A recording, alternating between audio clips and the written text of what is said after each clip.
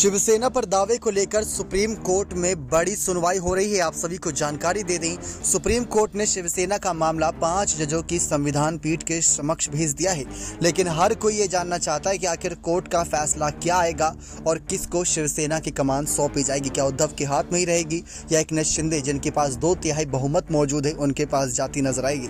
आप सभी को बता दें कि खबर सामने आई थी अगस्त के महीने में ही कि कोर्ट ने कहा था कि डिप्टी स्पीकर के खिलाफ हटाने का नोटिस लंबित होने के दौरान क्या वो विधायकों की अयोग्यता का नोटिस जारी कर सकते हैं। इस पर सुनवाई की जरूरत है, इसलिए इस मुद्दे पर संविधान पीठ को सुनवाई करने की जरूरत है।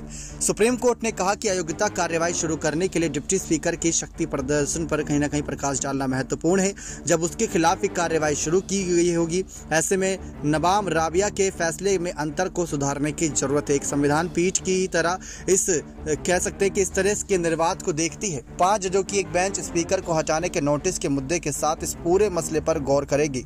10वीं अनुसूची के पैरा 3 को हटाने का क्या प्रभाव है, 10वीं अनुसूची के साथ परस्पर क्रिया का क्या दायरा है, स्पीकर की शक्तियों का क्या दायरा है, पार्टी में दरार होने पर ईसीआई की शक्ति का क्या दायरा है। इन सभी सवालों का फैसला बड़ी बेंच करेगी। आपको जानकारी दे दें, इसके अलावा सुप्रीम कोर्ट ने चुनाव आयोग में लंबित कार्यवाही पर 2 दिन के लिए रोक भी लगाई थी। यानी उन्होंने साफ साफ चुनाव आयोग के सामने भी बात कही थी कि अभी वो शिवसेना के चुनाव चिन्ह पर कोई फैसला ना दें। लेकिन 25 अगस्त को ही खबरें थी कि संविधान पीठ इस पर सुनवाई करेगी। फिर 29 तारीख को ये खबरें आई, लेकिन अभी तक इस मामले पर सुनवाई नहीं हुई। सुप्रीम कोर्ट में शिंदे गुट के 16 विधायकों को अयोग्य ठहराने के मामले में सुनवाई होनी है। कोर्ट ने चुनाव आयोग को आदेश दिया था कि सुनवाई के दौरान वह शिवसेना के चुनाव चिन्ह पर किसका दावा है, इसे लेकर कोई फैसला न करें। शिंदे गुट के 16 बागी विधायकों की अयोग्यता के मसले पर सुप्रीम कोर्ट में सुनवाई होनी थी। शिंदे ने सुप्रीम कोर्ट से अपील की थी कि ठाकरे गुट की सभी याचिकाओं को खारिज कर दी जाए और चुनाव आयोग को निर्णय लेना चाहिए कि असली शिवसेना किसकी। यानी वो कोर्ट के सभी मामलों की याचिकाएं खारिज करवाकर चुनाव आयोग के ये मामले सौंपते नजर आ रहे हैं। चुनाव आयोग ने भी इस मसले पर दोनों से सबूत मांगे थे कि वो साबित करे कि शिवसेना पर उनका दावा सही है। हालांकि शिवसेना चाहती है कि चुनाव आयोग इस पर फैसला ना करे। राज्यपाल द्वारा फ्लोर टेस्ट का निर्णय लेना, स्पीकर का चुनाव, शिंदे की शपथ समेत कई मसलों पर ठाकरे गुट ने सुप्रीम कोर्ट में याचिकाएं दाखिल की भी हैं।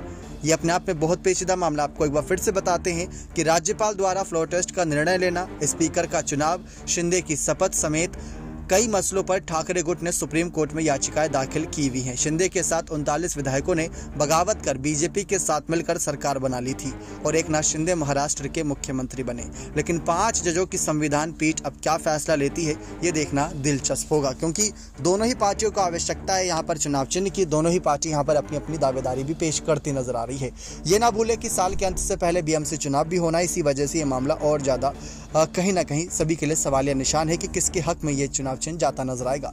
लेकिन आपको साथ ही साथ जानकारी भी ये देते चले कि लगातार यही कहा जा रहा है कि कहीं ना कहीं ये फैसला ज्यादातर उद्धव नहीं बल्कि शिंदे के समक्ष हो सकता है या शिंदे के खिलाफ भी हो सकता है, क्योंकि बहुमत को लेकर सवाल थे और दल बदल कानून को लेकर भी सवाल हैं। तो यही कुछ 8 सवाल हैं जो आपको बताए स्पीकर चुनाव से लेकर तमाम जानकारियां। लेकिन आपको क्या लगता है, शिंदे या उद्धव किसके हाथ में जानी चाहिए शिवसेना की कमान? अपनी राय खुलकर कमेंट सेक्शन में जरूर रखिएगा। नेक्स्ट 9 न्यूज रूम की रिपोर्ट।